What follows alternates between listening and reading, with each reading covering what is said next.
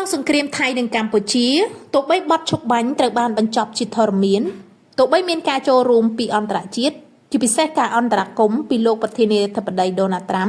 ប្រធានអាស៊ានខាងប្រទេសម៉ាឡេស៊ីយ៉ាងណាក៏ដោយក៏ថៃនៅតែកក្លឿនថៃនៅតែព្យាយាមញុះញង់ថៃនៅតែព្យាយាមបង្កហេតុមកលើកម្ពុជាមួយដងហើយម្ដងទៀតចាត់យោងតាមសំណេររបស់ក្រសួងមហាផ្ទៃដែលបានផុសនៅលើទំព័រ Facebook ផ្លូវការរបស់ក្រសួងបាននិយាយថាអនុវត្តតាមរូបមន្ត Don't Thai to Me រដ្ឋមន្ត្រី4ខែនៃក្រសួងការបរទេសថៃបានប្រឹងបំផន់រៀបរាប់នៅវេទិកាមហាសន្និបាតអង្គការសហប្រជាជាតិថាយើងដឹងថានរណាជាជនរងគ្រោះពិតប្រាកដគឺទាហានថៃដែលបានបាត់បង់ជើងដោយសារមីនគឺក្មេងៗដែលសាលារៀនរបស់ពួកគេត្រូវបានបំផ្លាញដោយកំភ្លើងធំនិងជនស៊ីវិលស្លូតត្រង់ដែលត្រូវបាន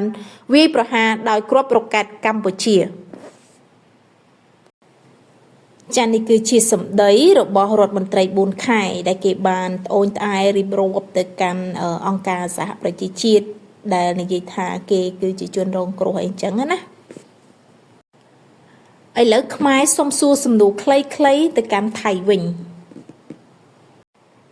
1នរណាលួចបើកការបាញ់ប្រហារបណ្ដាលឲ្យកងទ័ពខ្មែរមួយរូបពលីនៅតំបន់មុំបី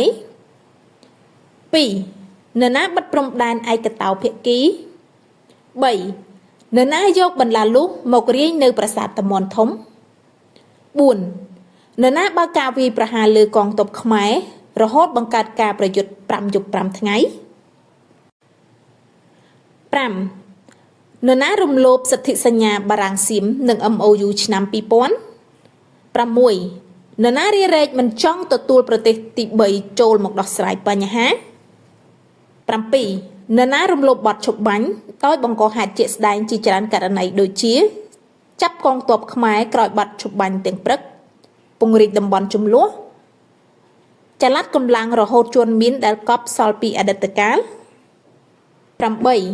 នរណារំលោភគោលការណ៍អន្តរជាតិទៀងកំរោលដោយប្រើកម្លាំងពង្រាយបន្លាលុះហើយយកធ្វើខ្សែបន្ទាត់ព្រំដែន